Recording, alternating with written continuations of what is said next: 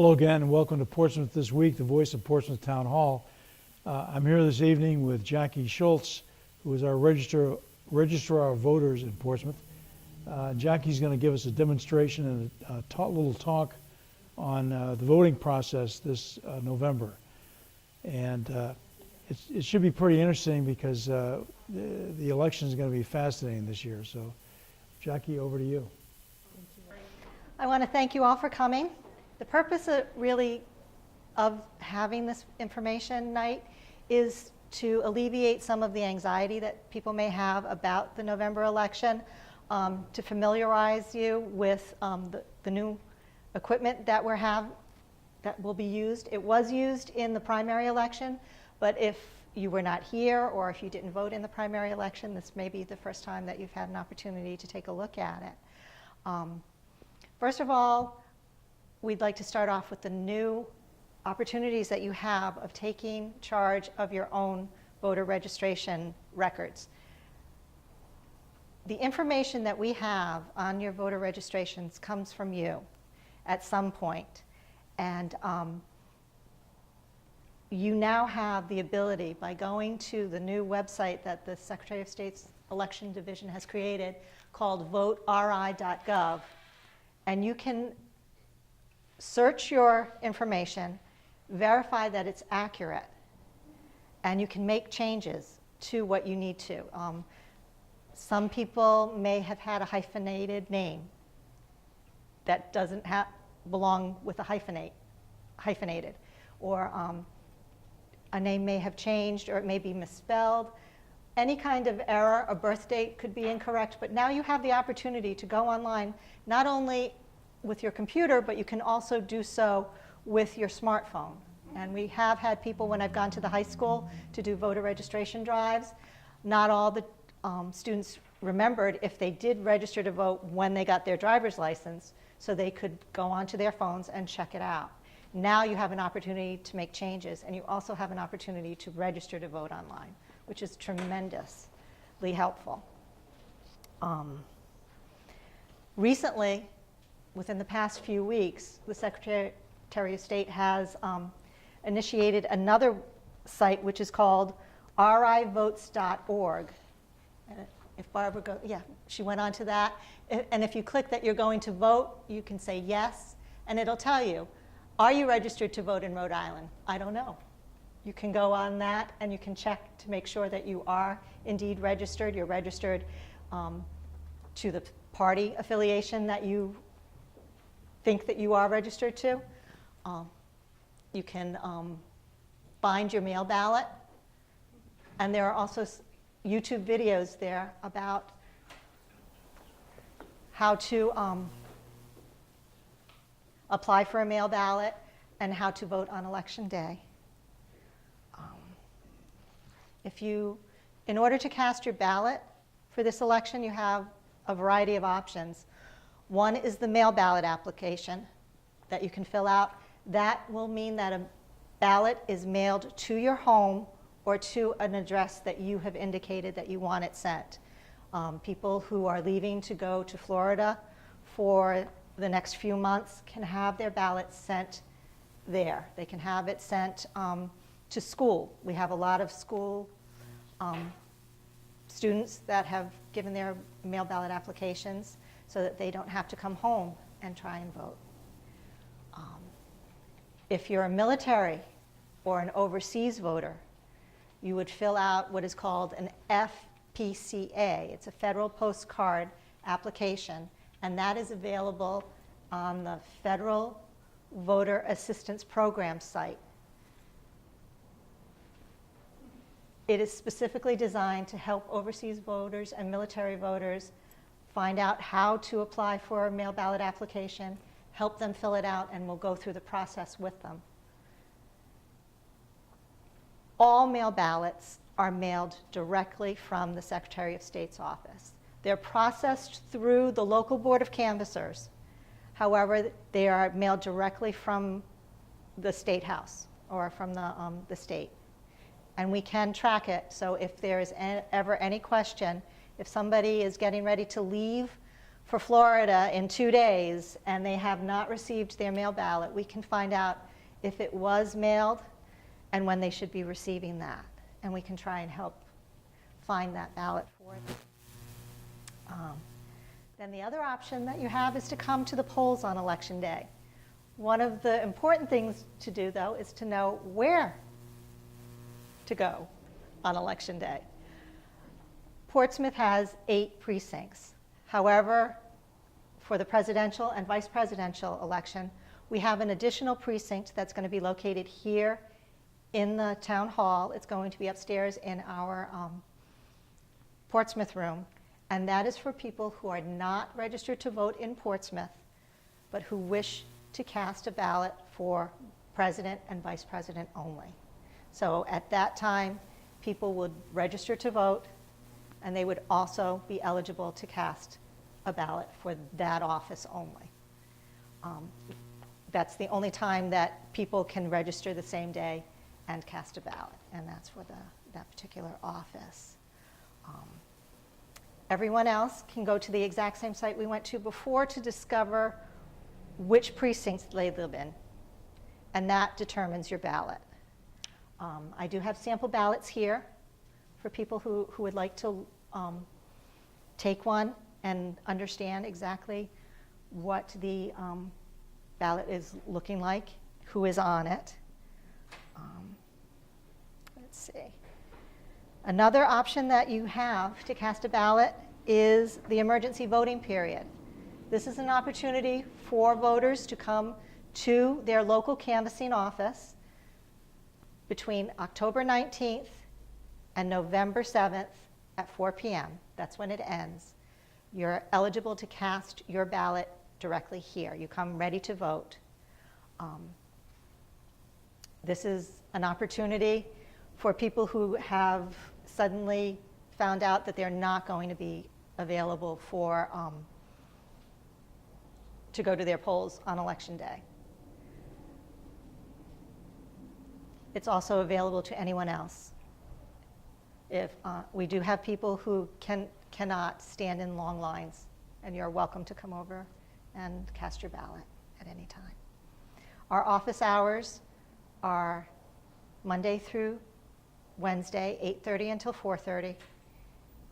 Thursday, we're open later. Oh, come on in. Thursday, we're open until 6:30, and we do close early on Fridays at 2:30. However, if there is an instance where someone cannot make it during those business hours, please call the canvassing office. We'll try and make arrangements. The location of the polling sites will be posted in the Newport Daily News. I also created something that's called, I call it the cheat sheet. It's for people who really don't want to have a sample ballot, but it does have the listing of all the polling sites with the precinct numbers. Inside are all of the candidates that are on the Portsmouth ballots. And there is a brief description on the back for the local ballot questions that are going to be presented to the Portsmouth voters on November 8th.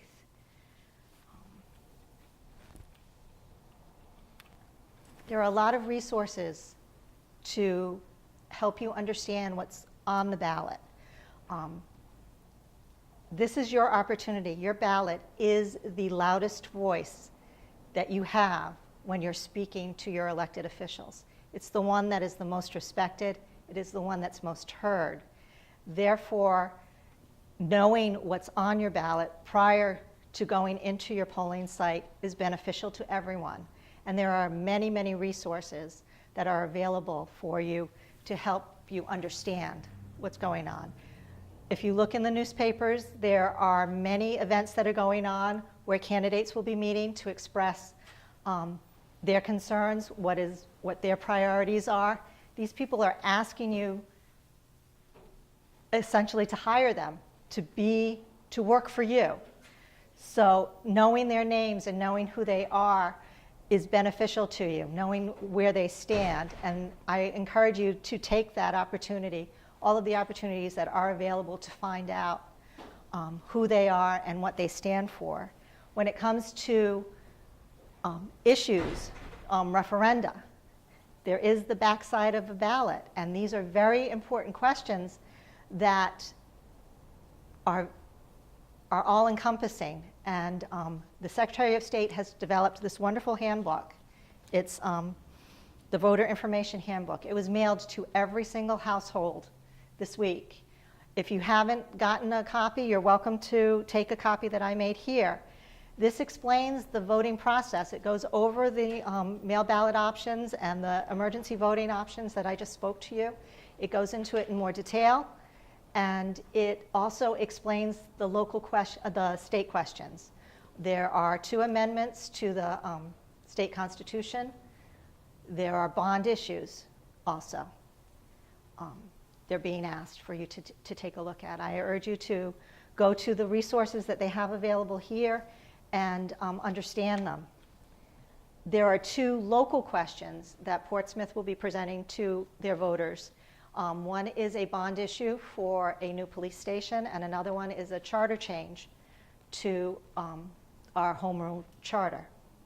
And I have developed a template from theirs to explain why these questions are being presented to voters and what it would mean to approve or to reject them. And those, let's see, and the resources there was a feasibility study done for the Portsmouth police station, and that is available on our town website. I urge you to take a look at that.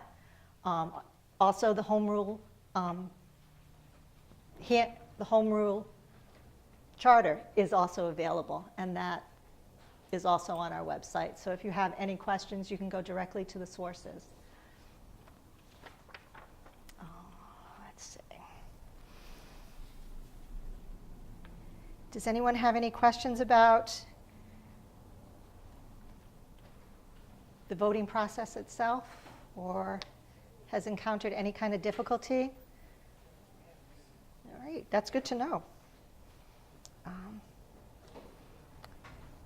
These elections don't happen without poll workers, and I'm very grateful to see 4 potential poll workers here. And I thank you very much for your support and for your dedication to making these elections happen.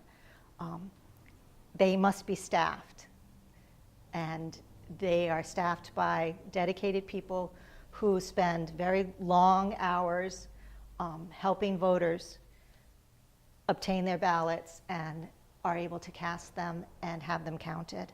And I am in need of at least 20 more poll workers, yes, for the upcoming election, according to the guidelines that have just been established. So if you know of anyone, the criteria is pretty good. Clear, is it there? There we go. Okay, we have positions that are greeter. That is a person who would help the lines flow by greeting people as they come in and assisting them find the correct lines. Whether or not they're in the right precinct, they're able to do that. The supervisors actually check the voters in, making sure that they are in the right precinct. They help them sign their ballot application, and they would distribute the ballot to them. The clerk is in charge of making any kind of adjustments to voter records. If somebody comes there and they need to change their address, they need to change their name, for some reason they're not in the book, they can't be found, then the clerk will assist them. The clerk also assists people voting provisional ballots. Now, a provisional ballot, there's a lot of rumors that go on about provisional ballots, that they don't get counted, that they're a waste of time. They do get counted, but the key is in the word provisional. They are counted provided the voter was eligible to cast that particular ballot. The reasons why someone would vote a provisional ballot is that their name was not on the list, and that could be an error, and that's why we do the investigation after the election. has been counted, we will determine whether or not that particular ballot gets counted. Somebody could have already applied for a mail ballot. If you've already applied for a mail ballot and you haven't sent it back to the Board of Elections to be counted, that provisional ballot will be counted. But I have to find out whether or not there was a mail ballot that was sent back first. I think that's about it. In this election, we don't have to worry about party affiliation. So that would never be an issue. But in primaries, that is an issue. The moderator is in charge of the entire polling site. They supervise everything, make sure things are running smoothly, and they communicate with the Board of Elections and with us. I am able to hire high school students. So if you know of anybody 16, they won't be in school that day. I would love to be able to introduce 16-year-olds into the wonderful world of Election Day. Whether or not they want to is another story, but it is pretty exciting. Let's see. Now, does anybody want to see the DS200? It's pretty wonderful. These worked very well during the primary election. There were a few glitches, but if anybody wants to cast a sample ballot, we have some pens over here too. You can tell me what your favorite ice cream is and your automobile. We can cast your ballot. I think you've done this before, right? A couple of times. There you go.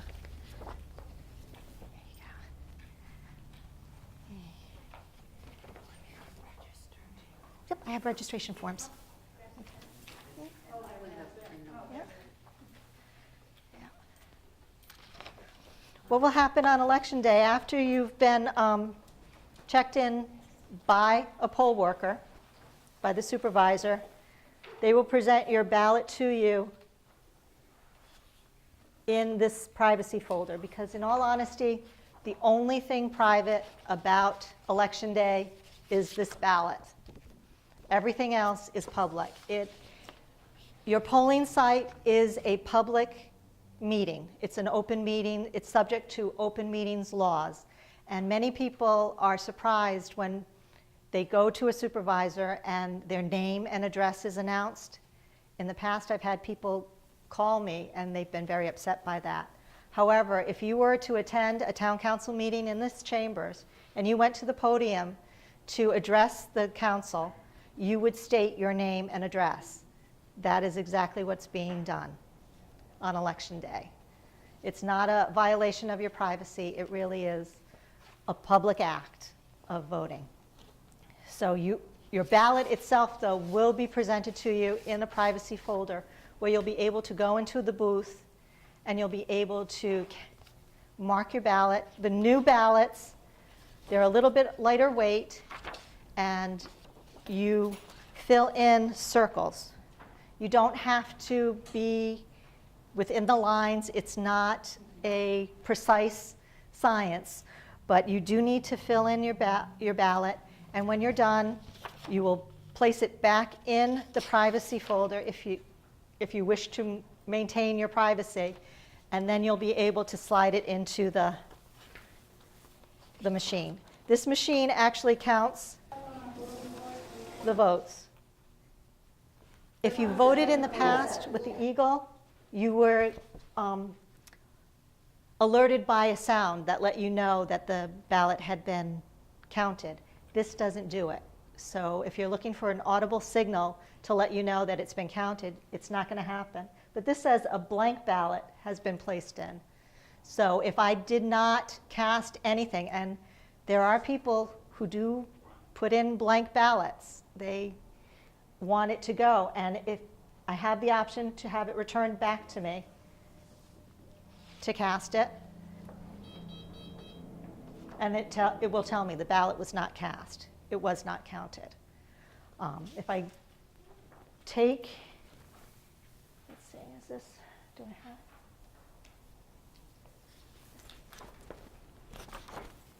if I present my ballot here,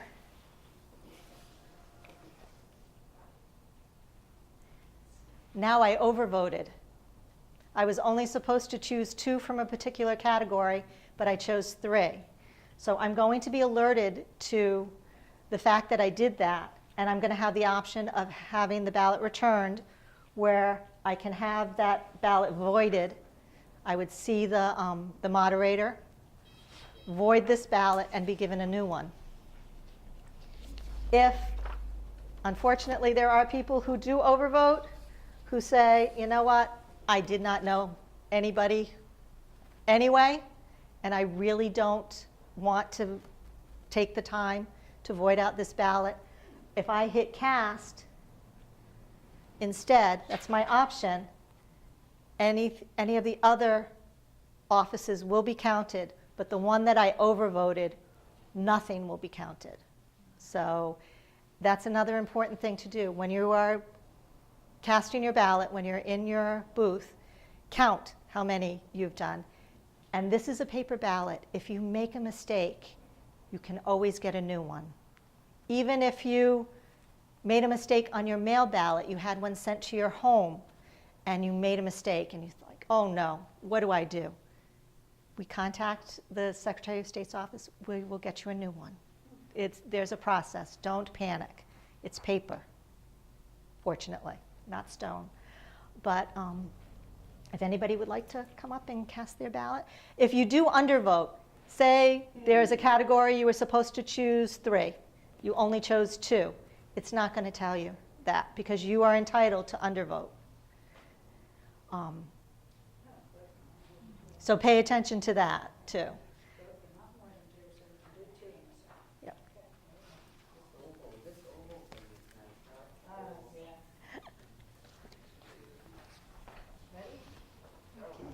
Okay, come on up. So it goes face first? I mean, It can go anyway. It can go in upside down, Really? backwards. You can try it. Go ahead.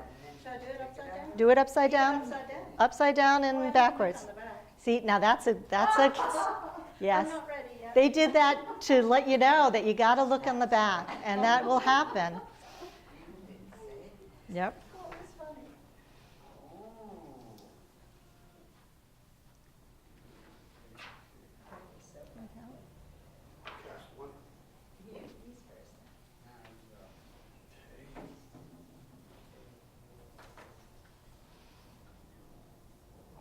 Yep. Don't be afraid. Yep. There you go.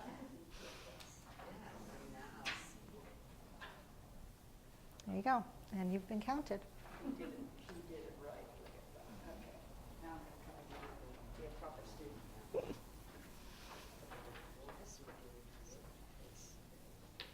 It is important, and it is a good habit to look on both sides of a ballot.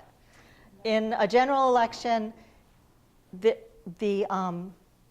referenda are often put on the back. Some instance, we are very fortunate we only have a one ballot election. There are some communities that are having 2 and 3 ballots that they have to consider. I think one community has 35 charter questions that's going to be on their ballot. Yes, that's kind of a lot. We don't do anything with that. We don't take anything. Okay. Fantastic. I did it right. That's right. It's right, it goes in. Yep. Was it right before that? I didn't vote in the primaries because it wasn't, so I never even, I saw this though, that was good, yeah, that thing is beautiful. Yeah. At the end of the evening, the results are transmitted electronically to the Board of Elections, and it's almost instantaneous. By 8:20 on September 13th, 92% of the polling sites had already sent in their results. Of course, that few percent, one of them was Portsmouth. We didn't quite make it. But that's okay. It was a technical issue.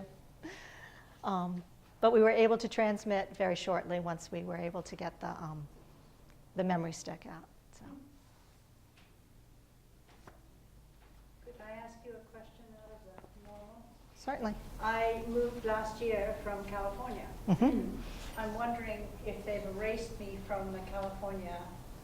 If you, when you register to vote here, Yes. you placed your previous address on the bottom. Ah, That was recorded, and our Secretary of State does communicate with other states to let them know. so I didn't want somebody voting on my ballot over there. You can probably verify in a similar way to the way you can verify in Rhode Island, by going to the Secretary of State's website and checking to make sure. Thank you. Because people are not automatically removed from the rolls. There's quite a process that has to go through for someone to be removed. So, okay. Let's see. Any of the issues that, can you think of any of the issues that arose that we can warn people about? Besides looking on both sides, knowing what your ballot is, becoming familiar with it, and don't be intimidated by it. There are a lot of resources that will help you both understand what is on the ballot. If somebody is running for a particular office, you don't know exactly what they do. What's the difference between a city council and a town council? You can go onto the websites, you can look at past agendas, you can see the kind of decisions that are being made. There's a statement that all politics are local. I love this chart that has been placed on the back of this, and I urge you to take a look at it. It says, you choose what matters to you, and there are several topics, and they go from education, environment, public safety, the economy, and then it says you find the elections where these kinds of decisions are being made that affect you. And this column is the local level at the city and the state and the towns. Then this is the state level, and right here is the federal level. And if you see all of these things like charter schools, reduced carbon emission, recycling efforts, smoking on beaches, better lighting in neighborhoods, taxes, bike paths, these are all local. These are all decided on the local level. So people who say that they don't know who's running for office, they don't recognize their names, these are the kinds of decisions that are being made. So it behooves you. Pay attention. Okay, thanks very much, Jackie. That was fascinating and a great look at this. If people have any questions, they could call you. Please. And also go on the town website and email you as well. Yes, they can. And I'll try and put the information that I provided tonight and have it available on the website. Okay, thank you very much, and I'll see you the 8th of November. Please, yes. Okay, thank you. Thanks. And thank you all for watching.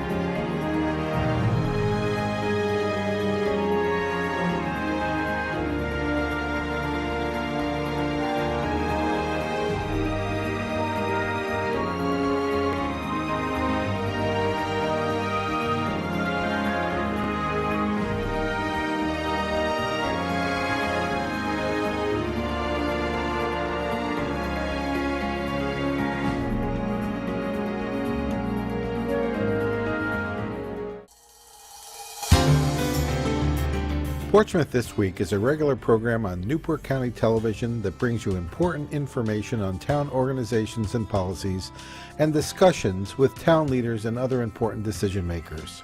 A listing of program times is available on Cox Cable Channel 17 or at the program listing website. A listing of all programs with YouTube links is also available at the Portsmouth Town website.